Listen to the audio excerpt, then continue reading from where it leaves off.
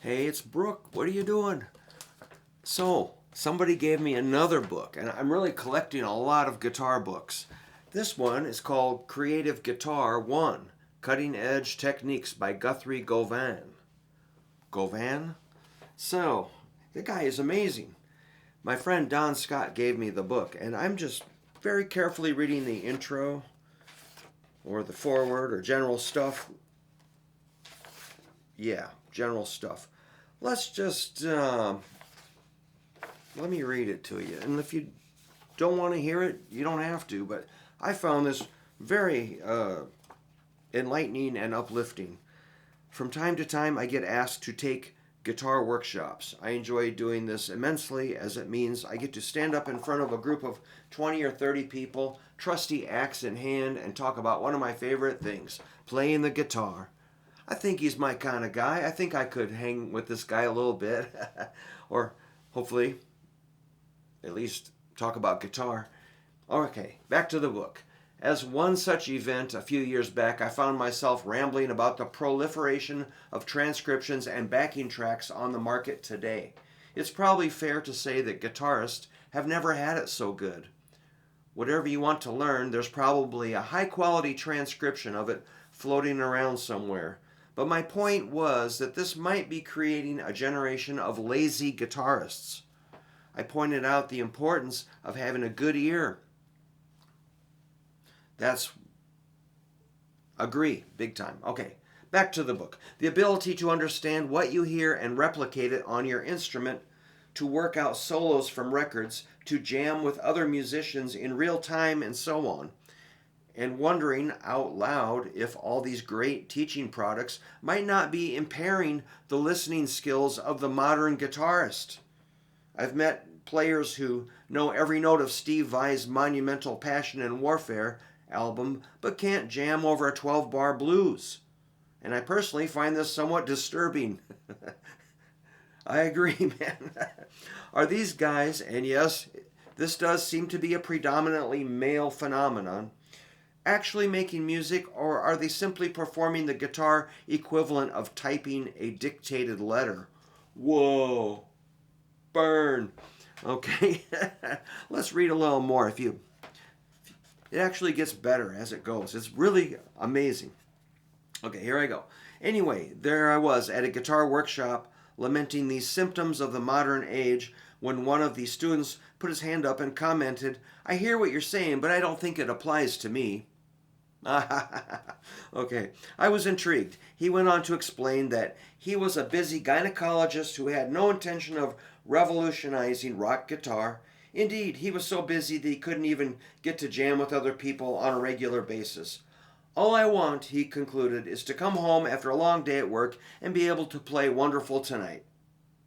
I don't have the time to figure it out for myself, so without those transcriptions, I wouldn't be able to get half as much enjoyment from my hobby.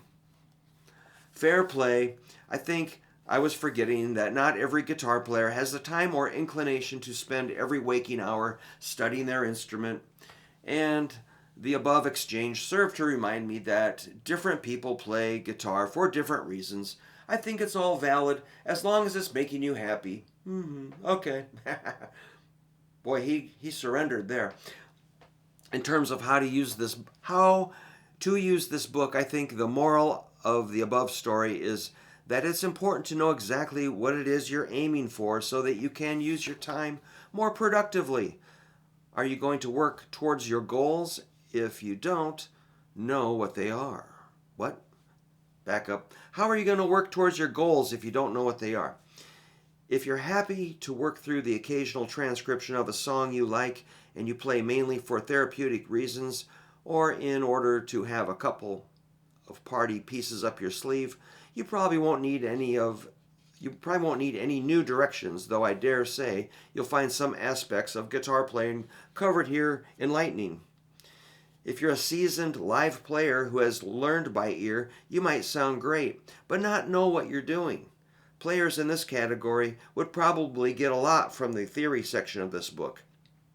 If you're a compulsive shredder, Webster's dictionary defines this as a heavy metal player whose method is to cram in as many notes as possible into each bar in the hope of striking fear into the hearts of his fellow men, you might have encountered a barrier in your quest for greater speeds. If you fall into this category, you'll probably be interested in the section of this book that deals with technique.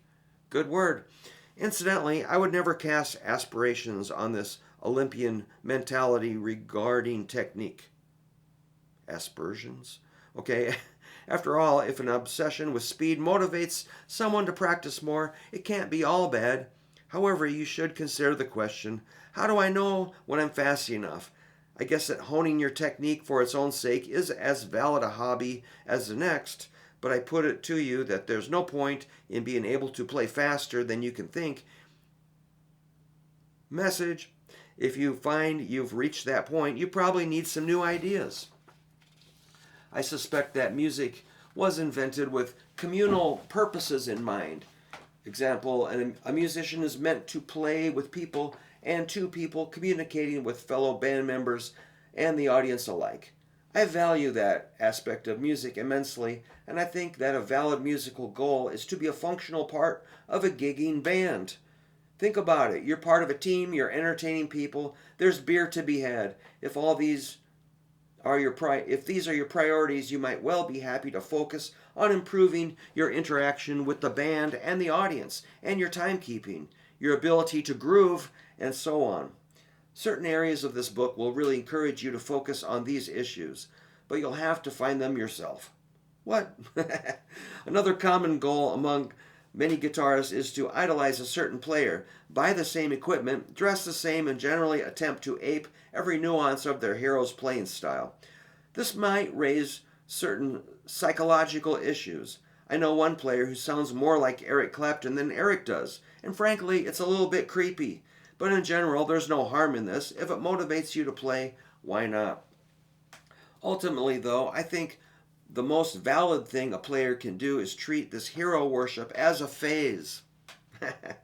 Once you've figured out what it is you like about a certain guitarist's playing style, maybe you should move on and try to find your own sound.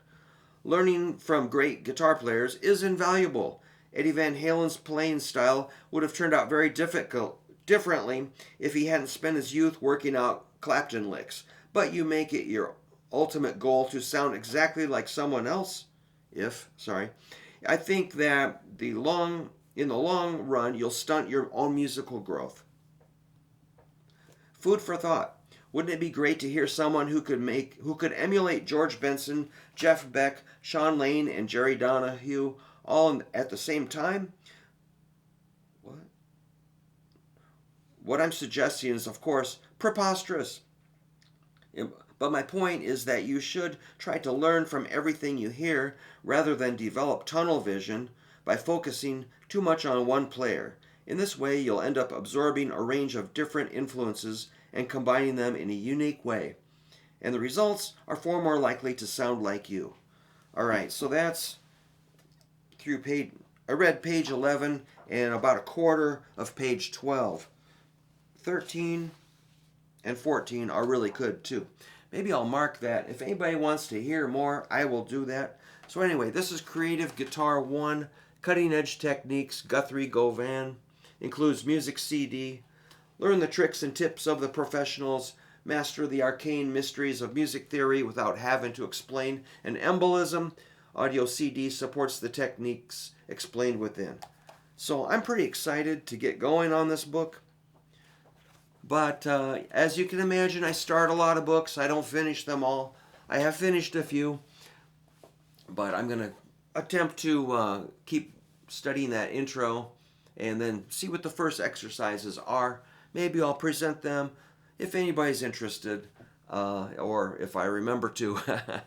So, today I have to get ready for a gig. My partner Trevor seems to be canceling on our duo, so that puts me under extreme pressure. So I'll be preparing for a gig all day. That's going to be pretty exhausting. So, thanks. Enjoy your day. Keep practicing.